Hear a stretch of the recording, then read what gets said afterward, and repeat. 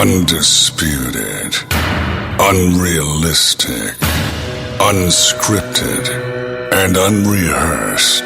This is Finish Line, a weekly podcast talking about the positive and negative of motorsports, asking the questions to drivers, promoters, and personalities, getting the information and responses of the sport others dare not to ask or even discuss. This is Finish Line. This radio podcast is from the heart, an in-depth analysis of everything in NASCAR, NHRA, IHRA, IndyCar, grassroots motorsports, asphalt, dirt, drag racing, karting, tractor pulling, boat racing, demolition derbies, and much more. From touring events to national, regional, weekly, and more. This is the podcast where the bull stops here. Whether it's asphalt, dirt, or drag racing, or anything else in life, there is always a finish line. Now, he's a respected veteran broadcaster with over 20-plus years experience calling all forms of sports for public address, TV, and radio, from NASCAR to the grassroots. Please welcome your host, Wesley Outland. This is Finish Line. And a good Wednesday morning to you, ladies and gentlemen. Welcome to our official radio podcast. We do it every Wednesday since February. It is, of course, Finish Line. Want to send a big thank you to Mr. David Lee, davidleeimaging.com. If you're interested in any voiceover promo work, he does an awesome job. Also looking forward to getting a promo from my good friend from Eagle Country 92.9, Wes James, in the very near future. He had some family emergencies and things go on, and it's kind of sidetracked him, so I had to have somebody else step into plate. Who better than the man that does the voiceover promos for Munster Jam and the World Finals and Monster Energy Supercross and so many other cool things. So thank you again, davidleeimaging.com. davidleeimaging.com if you're interested in him doing any promo work for you. Good morning to you. It is Finish Line. We do this every Wednesday morning. We're also doing some things on podcast and video as well on my social media page. Hope everybody's doing well. We have got a great show lined up for you this morning. Great drivers, great personalities, everybody from the world of asphalt racing to dirt track racing. We have got you covered on the March 13th edition of Finish Line. Of course, as always, our podcast is presented by All About Wraps. All About Wraps is, again, if you'd like to have a wrap job at a very reasonable price, under $500, wrap jobs on dirt late models, asphalt cars, karts, and even your own personal vehicle. They also do driver helmets and so much more. Contact All About Wraps today at allaboutwraps.net. We've got a great show lined up for you today, so let's just quit all of the hubbub and all the shenanigans of just talking what's coming on and let you know what is going to be on the show here this morning. Great guests, great panel. In just a few moments, we're going to go to upstate New York. We're going to talk to a very good friend of mine that I am very well respected in the motorsports industry. Just got done doing the Syracuse Indoor Racing Championships. We're going to talk to my good friend Paul Szmal. Paul Szmal will be joining me in just a few moments. They were the big winners at Southern National Motorsports Park in the Solid Rock Carriers 300 for the Cars Tour. Late model stock winner, getting the big win over Josh Berry, Brandon Pierce. Brandon Pierce will join us on the program, driving for Lee Pulliam. Brandon Pierce will join us on the program, as well as colleague and friend Jack Root says this man is the all-time best in super late model racing across the country, Bubba Pollard. Bubba Pollard from Sonoya, Georgia, joins me on Finish Line here coming up in just a few moments or in a short while. Bubba Pollard will be on the program. And also, we are going to have on the winner of the 11th annual MODOK 100, Chess Chester, getting the big $5,000 payday for pro late models. Of course, that is also coming up all on the way. So again, Paul Szmal, Bubba Pollard, Brandon Pierce, and Chess Chester in the next hour and 15 minutes on our official Finish Line podcast presented by All About Wraps. Fox Sports Radio, Community Radio Network, iHeartRadio, TuneIn Radio, and iTunes Radio. And Tuned In. We've got you covered on all of those affiliates. We'll have the archives up also very, very shortly. We're getting ready to go to the phone lines right now. Not going to waste any time at all.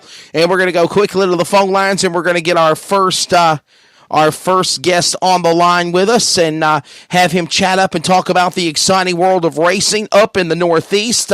His thoughts of NASCAR, where Northeast racing's going. Of course, I know they're ready for racing season to crank up there. Now, he's actually had the privilege to do some indoor racing with the indoor auto racing series that was in action over the weekend in Syracuse, New York. They run in Trenton, New Jersey, and in all other parts of the Northeast. And we'll talk about that here as we're going to go to the phone lines in just a few moments, and we are going to contact my good friend Paul Szmal. So Paul Szmal will be joining me here in just a few moments.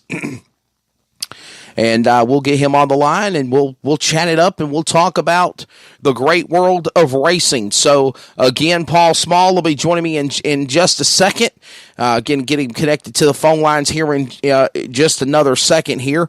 Want to also send a big shout-out to the Fayetteville Motor Speedway. They got a big race coming up here. Of course, I was supposed to do races with World of Outlaws and the Cajun Mini Stocks in Tennessee this past weekend. That race got postponed due to weather. It has been rescheduled to next weekend. So next weekend, Duck River Raceway Park in Tennessee, and of course, also the World of Outlaws will also be at Smoky Mountain Speedway. Other big events going on this weekend. Caraway Speedway has a big race coming up. We'll talk about that. Open practice going on at East Carolina Motor Speedway as they crank up for their 2019 racing season. Big drag racing events going on at Fayetteville Motorsports Park at Darlington Dragway. Next weekend, you've got the IHRA Summit Sportsman Spectacular Series. They're going to be at Farmington Dragway, and a whole bunch of other cool things we're going to talk about here throughout the show. But for right now, we're going to go to the phone lines here. And we are going to get on our first guest here as we are trying to call him up right now, get him to answer the phone lines. And once he does, we'll get him on queued him up and get him on the show. And we'll have him joining us here in just a couple of moments to talk about the exciting world of racing up in the Northeast and so much more. And, of course, that is, Mr. Paul Szmal. As Paul Szmal, I believe, is joining us now. Paul, welcome to Finish Line. How you doing, my friend? I am doing well. How are you, Wesley? Doing great. Always good talking with you. A true story. People might not know this. Paul Szmal, I've known this man probably as long as I have been in announcing in the broadcasting motorsports industry. When the International Super Modifieds, and man, damn, I still love those cars. I wish they would come down south again, Paul. I know you don't do anything with them anymore, but that's where me and him hit it off and met each other, was with the Southern Swing, when the ISMA cars used to make the trip down in the Carolinas to Concord to Orange County to Ace Speedway to Southern National. And Paul, how's things been going in your world, bud? I mean, I know that those Super Modifieds, they're still going strong in the Northeast, and they'll crank up in a few months.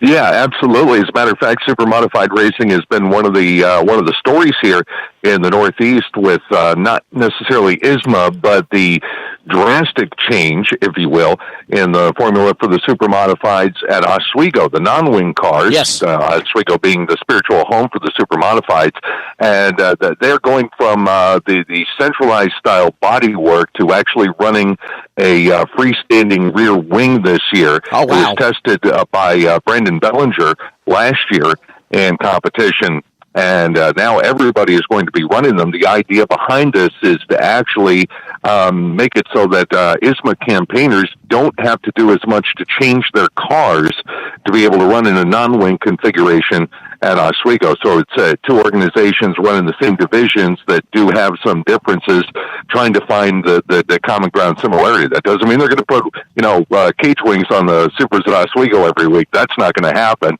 that would be like putting 2.5 miles of dirt on the brickyard and running the Indy cars on it. Absolutely, but yeah. it's a step in the direction. So definitely. So, man, let's talk about how the world has been for Paul Szmal. Good to have you on Finish Line, bud. I know we chatted back during the wintertime when we announced that we were doing this motorsports podcast, and you said, hey, man, if you could ever pencil me in for a program, I'd love to be on the show. And here you are up in New York. Is there any snow on the ground in upstate New York?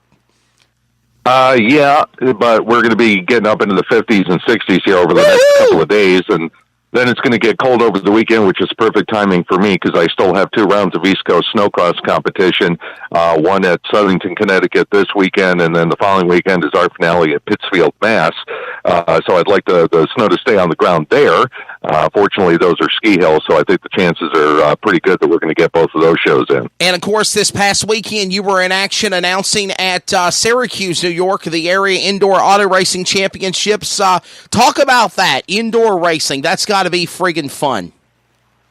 It is. And we run the pavement TQ midgets that run primarily here in New York, Pennsylvania, New Jersey, and Canada. And to quote Al Robinson, former NASCAR Busch North Series announcer and director, it's jet fighters in a gymnasium, man. These cars turn 6, 7, 8 second laps depending on the size and the configuration of the track. And the really neat thing from a fan standpoint was that you had the big motorsports show, the Syracuse Motorsports Expo, absolutely, happening on the state fairgrounds the same time as the race did. The race was Friday, Saturday. The show was Saturday, Sunday. Well, this was a race fan's dream come true. You're jonesing for race cars because you haven't seen any all winter. You go to the show, you get to see a bunch of race cars, and then you drive across the fairgrounds, you park in another parking lot, pay your money, go in, you actually get to see a race indoors. So it was the best of both worlds, and boy, did it work. We were a packed house on Saturday night. Absolutely. The best of both worlds, as they say. You get to go to the indoor racing program, and then, of course, also you go to the Racing Motorsports Expo. And I think that goes hand in hand, Paul, because I believe that, we've seen the successes with SEMA and with PRI, what IMUS used to be. And, of course, that Northeast Motorsports Expo has become something very, very big over the years as well. You need to have those indoor motorsports expos just as much as people love the racing, too.